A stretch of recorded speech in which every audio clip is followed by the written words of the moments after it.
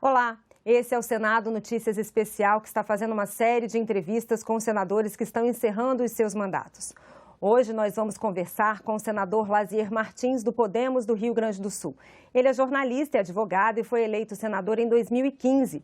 Foi presidente da Comissão de Ciência e Tecnologia, integrou também a mesa do Senado e participou de 10 comissões temáticas, 6 delas como titular. Senador, seja bem-vindo ao nosso programa. Obrigada pela sua participação. Carla, quem agradece sou eu, estar num programa da TV Senado e sendo entrevistado por você, com quem nos familiarizamos através do vídeo da TV Senado, sempre com muita elegância, com muita qualidade. Você é uma excelente comunicadora, então eu estou às ordens. Obrigada, senador. Queria começar falando, o senhor apresentou em torno de 100 propostas durante esses 8 anos de mandato, mas a gente lembra aqui da primeira delas, que foi a PEC 35 de 2015, que prevê uma mudança na forma de escolha, né, dos integrantes, dos ministros do Supremo Tribunal Federal e também no tempo de mandato deles. Eu queria que o senhor explicasse para a gente essa proposta e também falasse um pouquinho sobre como que ela está atualmente aqui na tramitação. Muito bem, Carla. Bom, em primeiro lugar, eu quero dizer que trabalhei muito nesses 8 anos de Senado Federal, que era um ideal, um sonho, deixando a comunicação social. Eu atuei na advocacia há um certo tempo, mas o meu forte mesmo foi a comunicação social. Foi a televisão, rádio e jornal, décadas e décadas. E cheguei no Senado Federal cheio de sonhos, mas também com algumas prioridades. A minha primeira prioridade era mexer no sistema de indicação dos ministros do Supremo Tribunal Federal, porque aprendi ao longo do jornalismo que não se tratava de verdadeira independência entregar ao presidente do Executivo a indicação dos componentes do Judiciário. Isso levaria a uma certa dependência por gratidão, por afinidade ideológica, por conveniências, àqueles que eram nomeados. E já se percebia na época que o Supremo Tribunal Federal estava aparelhado por uma facção ideológica. Isso era transparente. Então, chegando aqui, ao longo de 8 anos, eu protocolei 93 projetos de lei complementar, PECs, etc. Mas a número 1 foi de abril de 2015, PEC 35, mudança do sistema de indicação. Não mais o presidente da República, mas uma comissão de juristas, de famosos juristas destacados na magistratura, no magistério jurídico, pareceristas, Ministério Público, defensores, advogados. Se buscariam os melhores e estes formariam uma lista tríplice, e desta lista tríplice mandava, então sim, para o presidente da República, ele escolheria um que mandaria para a sabatina do Senado. Com isto, nós teríamos gente com real, notório saber jurídico.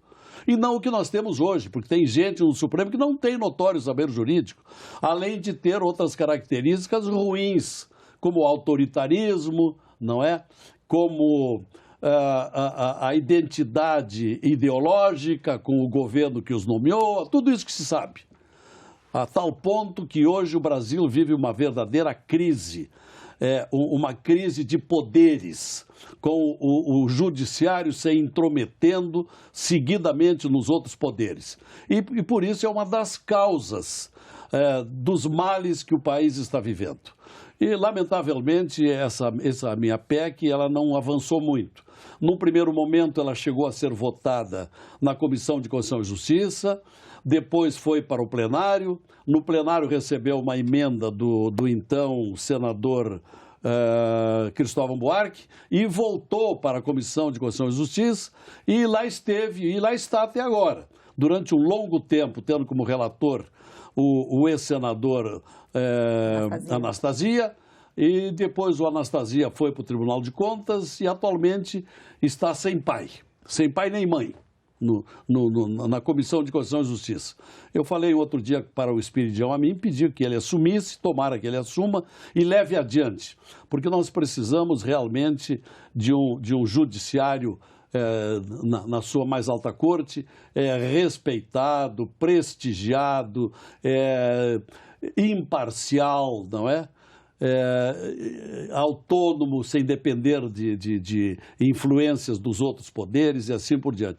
De modo que essa é uma certa frustração que deixo por não ter visto avançar a PEC 35. Dentro dessas críticas que o senhor fez ao Supremo e ao Judiciário, o senhor também fez um coro grande, junto com outros senadores, em relação ao chamado ativismo judicial. Também foi um dos que pediu aí a CPI da Lava Toga, também defende impeachment de ministros do Supremo. Como é que foi, senador, na sua avaliação, esses últimos anos em relação à atuação do Supremo e as iniciativas aqui do Legislativo?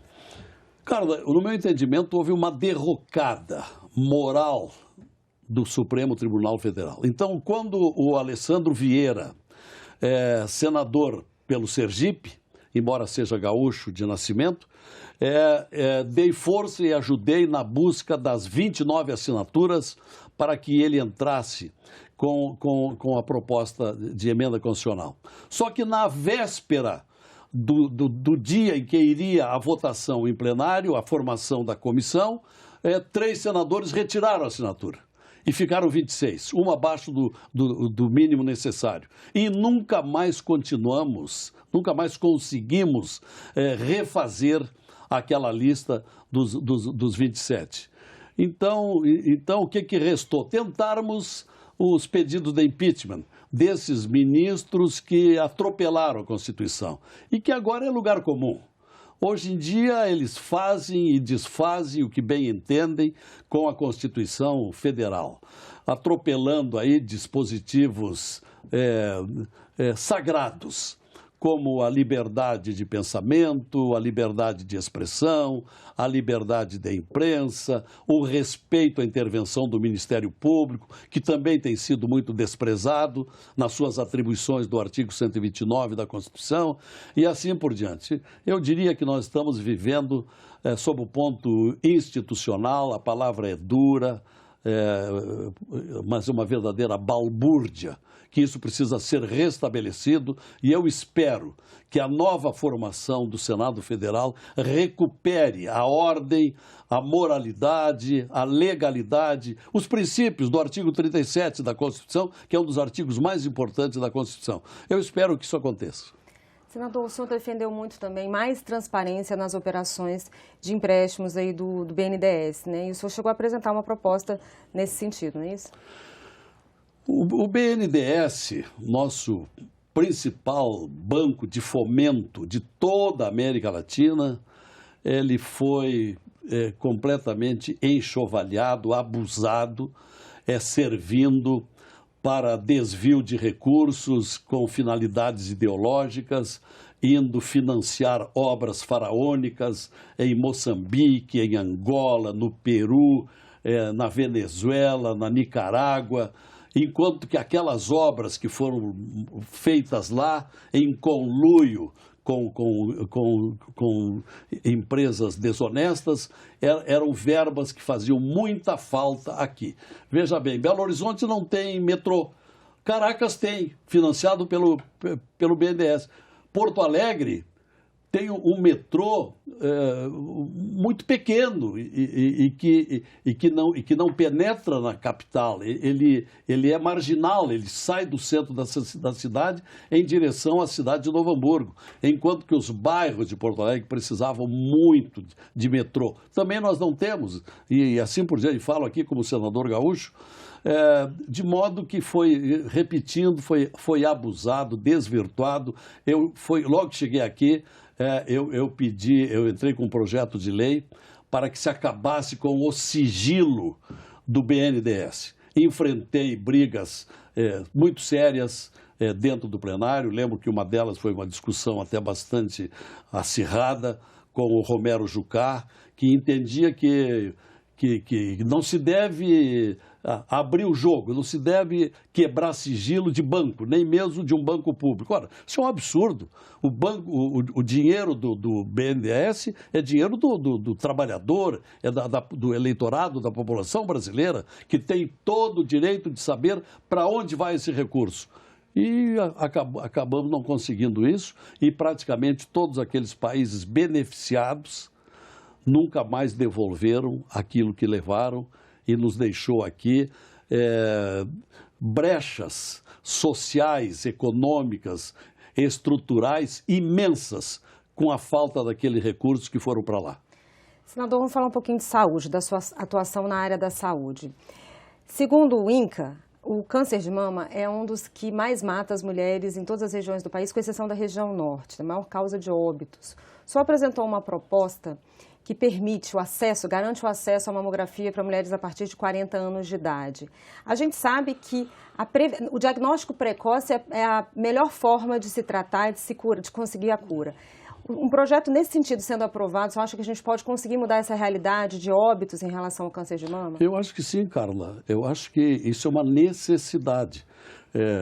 Vocês, mulheres, sabem tanto quanto nós, homens, que os cânceres mais comuns são próstata no homem e mama na mulher. E houve aí uma portaria, um projeto do Ministério para só permitir, a partir dos 50 anos, o exame de mama do diagnóstico de câncer nas mulheres a partir de 50. Então, o meu projeto é a partir dos 40. E isso vai ser muito importante, né, para que se reduza um pouco esse mal terrível que preocupa e constrange e mata tanto no país. A questão do diagnóstico precoce. O diagnóstico precoce. Sabe? Agora, falando um pouquinho das suas ações em relação ao seu estado, Rio Grande do Sul. O senhor apresentou uma proposta, Metade Sul, que prevê aí um desenvolvimento maior para determinados municípios dessa região. Explica para a gente, senador, o que foi esse projeto, como é que foi ele? Carla e amigos telespectadores, o Rio Grande do Sul é um estado que já foi muito rico. Nós já fomos, na década de 60, o estado primeiro lugar em educação no país. Na década de 50, 60, um pouco antes, tudo, era chamado o estado celeiro do Brasil. A maior produção de alimentos vinha de lá. O arroz, o trigo, não é? Feijão, milho, carnes, isso vinha, ainda temos lá, já não somos mais os primeiros. A soja, que veio bem depois, a soja hoje está no Mato Grosso. O arroz ainda está no Rio Grande do Sul, somos os maiores produtores de arroz do Brasil. No ano passado, fomos também os maiores produtores de trigo do Brasil, principalmente pela produção naquela região das Missões, Cruz Alta e arredores. Bom, só que tudo isso que eu estou referindo é praticamente metade norte, metade sul, mais carnes, com as extensões de campos, com as grandes criações do gado Angus, que é a carne mais consumida no Rio Grande do Sul e é exportada, e tem tradição desde o tempo das charqueadas, na época que não tinha geladeira, etc. Só que aquela metade sul, que na década de 50 para trás era mais rica, hoje é a mais pobre. A metade norte do Rio Grande do Sul se desenvolveu muito industrializado, com municípios que nos dão um grande orgulho. Caxias do Sul é o segundo maior polo mecânico do Brasil, só atrás de São Paulo. É o principal município do estado, mais rico. Passo Fundo, excelente, está num momento grandioso, município de Lajeado, município de Erechim, município de Santa Rosa, grande produção de soja em Santa Rosa e assim por diante. Mas a metade sul não, a metade sul empobreceu. Se nós traçarmos, aqui eu falo para aqueles que não conhecem o Rio Grande do Sul, se nós traçarmos uma linha imaginária entre Guaíba, que é cidade vizinha de Porto Alegre, até Uruguaiana, que é lá no oeste, então nós partimos exatamente o estado pela metade. Pois veja bem, Carla, o PIB da metade sul é a metade do PIB da metade norte.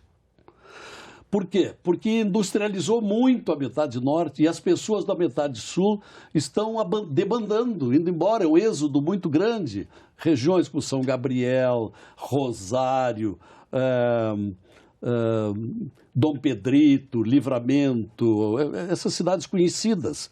Gente dali está indo para o outro lado, para a metade norte, ou indo para Santa Catarina, que é um estado muito próspero, para o Paraná, ou até subindo para a região do Mato Grosso, que hoje é a grande produção agrícola do país. Eu entrei então com um projeto de lei complementar, porque tem uma previsão constitucional de que quando há uma região do país deprimida economicamente, cabe à União e ao Estado socorrer essa região.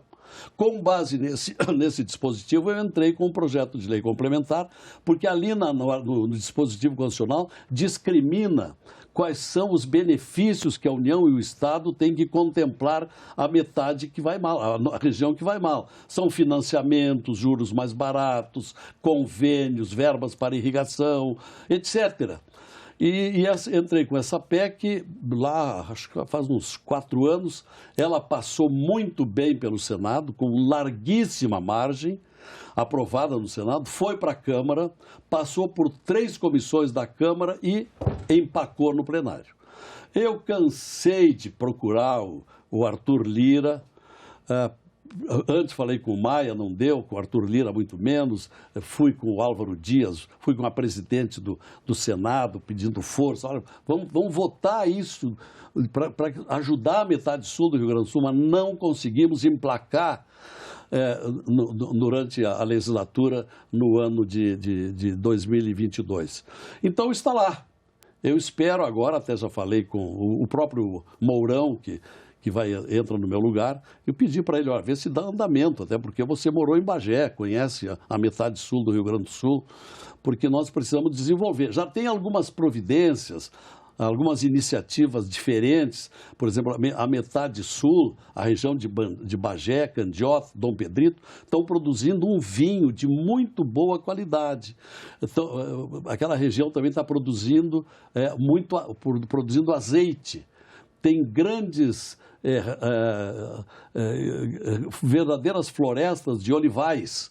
Então, tem algumas providências. Nós temos lá minas, um subsolo muito rico, em alguns municípios, como Caçapava, como os municípios vizinhos. Temos a produção de carvão, embora seja uma matéria muito controvertida, né, por a produção de energia. O Rio Grande do Sul é o estado que mais tem jazidas de carvão em todo o Brasil. Nós temos, segundo alguns, carvão para 100 anos. E isso atualmente quase não é explorado em razão das animosidades pelo aspecto da poluição. Embora hoje haja equipamentos antipoluentes que amenizam um pouco os efeitos do carvão. Mas e assim por aí. Tudo isso está na metade sul. Mas aqui o Congresso Nacional, a Câmara dos Deputados, nos prejudicou até agora a votação deste projeto de lei de desenvolvimento da metade sul. Mas eu ainda tenho muita esperança. Aqui no Senado houve um grande esforço da bancada dos senadores do Rio Grande do Sul no sentido de aprovar essa matéria. Na Câmara não está havendo esse esforço da bancada de lá? O que dificulta, senador? Seu Arthur Lira. Arthur Lira, lhe peço de público aqui ao lado da Carla, por amor de Deus, seja não apenas alagoano, pense no Brasil. Nós precisamos aprovar esse projeto de lei complementar para socorrer a metade sul, porque nós precisamos equilibrar a economia do país. Não é crível que tenhamos uma metade rica e uma metade muito pobre, porque essa chamada RID, como se chama, Região Integrada de Desenvolvimento Econômico. O Brasil já teve 3 RIDs ao longo do tempo. Teve uma em Teresina, que melhorou muito a capital do Piauí. Teve uma lá em Pernambuco, Petrolina, que também desenvolveu, inclusive graças a essa RID, levaram várias vinícolas nossas lá do Vale dos Vinhedos, de Bento Gonçalves, levaram para Petrolina. Petrolina está produzindo lá no Vale do São Francisco, produzindo excelentes vinhos.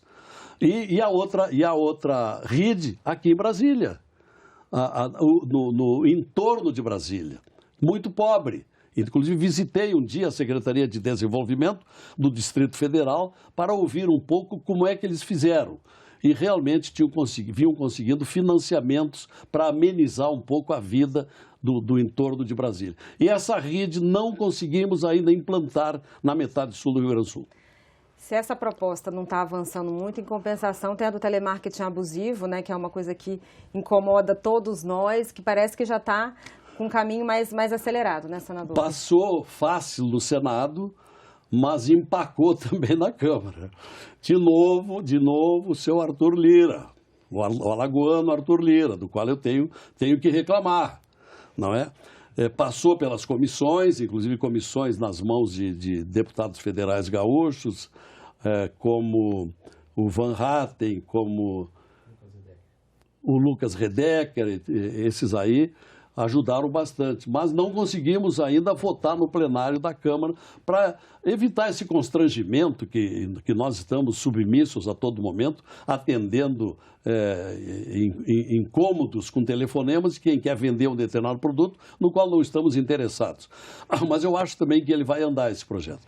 Senador, para finalizar, eu queria que o senhor fizesse o seu balanço, o que o senhor acha que foi mais importante nesses 8 anos aqui, que o senhor espera que possa avançar no ano de 2023, das propostas que o senhor deixou aí para serem votadas nesse ano de 2023. Carla, eu aproveito a sua oferta desse tempo para fazer um apelo aos brasileiros que assistem muito a TV Senado. A TV Senado hoje é um orgulho para quem está no Senado, tem uma belíssima audiência. No Rio Grande do Sul é muito grande, sei que nos outros estados também. O nosso eleitor precisa se interessar mais por política, conhecer mais os cidadãos que devem ser mandados para o Congresso Nacional. A política está em tudo na nossa vida. E o desenvolvimento deste país, tão rico em recursos naturais, mas tão pobre da sua população, 49% da população brasileira ganha até 3 salários mínimos. Isto é uma população mal remunerada, vive sem conforto. Por quê? Pelas desigualdades de distribuição dos recursos. Isto se deve ao quê? À falta de políticas que não nascem, não prosperam dentro do Congresso Nacional.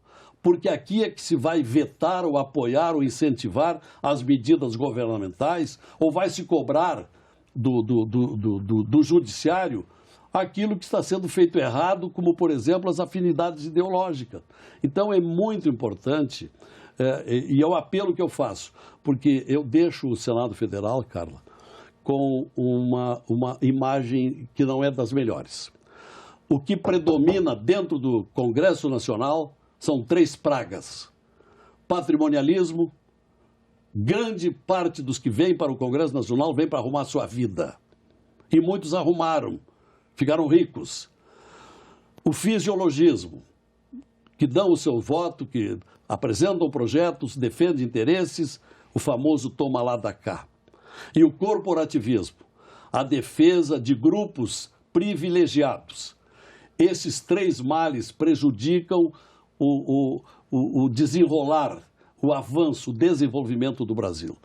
Então, eu digo, em conclusão, que lamento não ter conseguido aquilo que pretendia com vários dos projetos trazidos para cá, mas como jornalista eu aprendi muito aqui. Eu vi de perto aquilo que quase ninguém sabe, como é a política por dentro aqui em Brasília. Senador, agradeço muito a sua presença aqui e também esses 8 anos aí de convivência. Sucesso nas suas próximas jornadas. Muito obrigado, Carla. Vou continuar acompanhando você lá do meu Rio Grande do Sul e acompanhando muito a TV Senado, que estabelece este elo entre o Senado Federal e os nossos eleitores e a população brasileira. É uma maneira de nós acompanharmos e sabermos como está se comportando o Senado Federal. Muito obrigado por essa oportunidade, sucesso na sua carreira e que continue fazendo esse belo trabalho. Você realiza também um trabalho político, não partidário, de alta relevância. Obrigada, senador. Essa entrevista e todos os nossos programas estão disponíveis para você rever ou compartilhar no nosso site, senado.leg.br/tv ou pelo nosso canal no YouTube. Obrigada pela sua companhia e até o próximo programa.